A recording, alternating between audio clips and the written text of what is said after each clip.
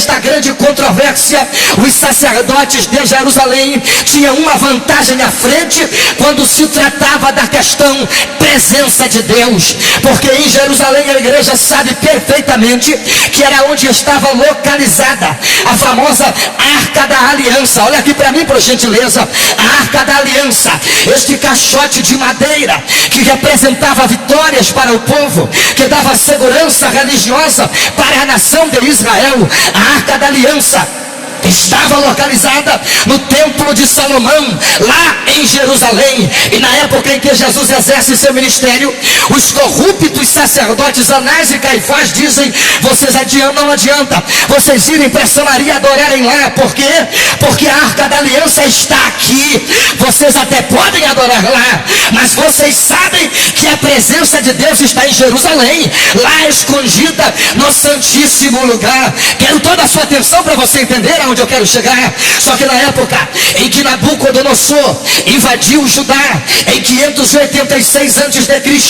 e destruiu completamente a cidade, a partir dali você nunca mais vai ver a Bíblia falando da Arca da Aliança. A arca desaparece do cenário da história completamente.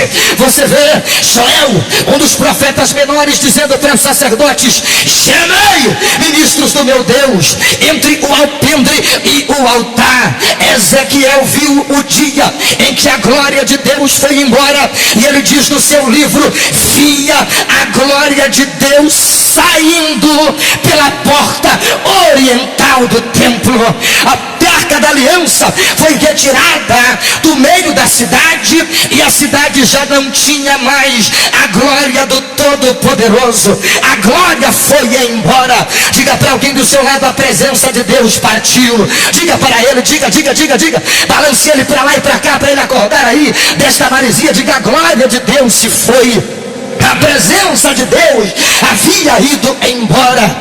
Na época de Zorobabel, época da reconstrução do segundo templo, você vai ver a história dizendo que os sacerdotes mandaram os judeus apanharem do rio Jordão uma grande pedra para colocarem naquele lugar que precisava ser mobiliado, mas ninguém conseguia fazer uma outra cópia da Arca da Aliança, e levaram ao Santíssimo Lugar esta grande pedra. E é por isso que existe até hoje aquela canção rabínica, quando os rabinos cantam e dizem: ó presença de Deus que foi embora para sempre e nos deixou uma pedra representando a dureza de nossos corações. Na época em que Jesus exerceu o seu ministério, como era um período helênico, um período de adoração a deuses gregos e romanos, os sacerdotes proibiram, escute por favor esta mensagem em nome de Jesus, os sacerdotes proibiram,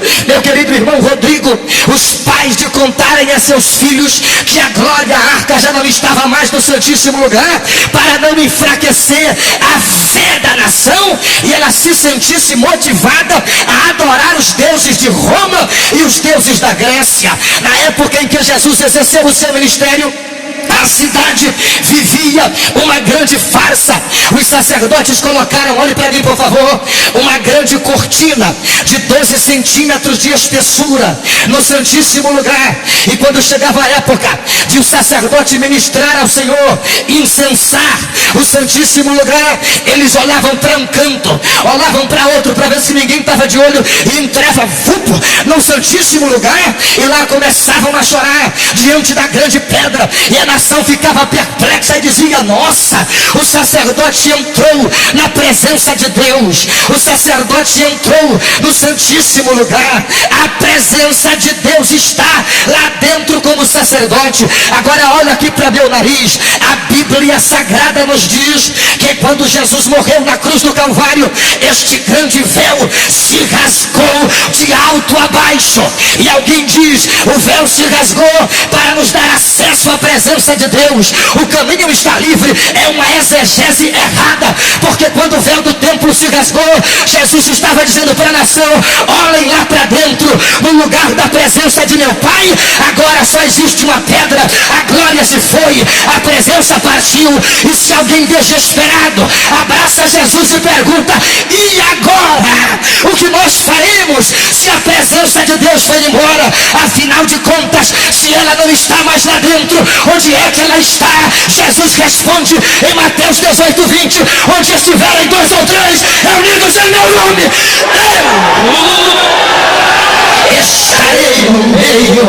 Diga para duas pessoas: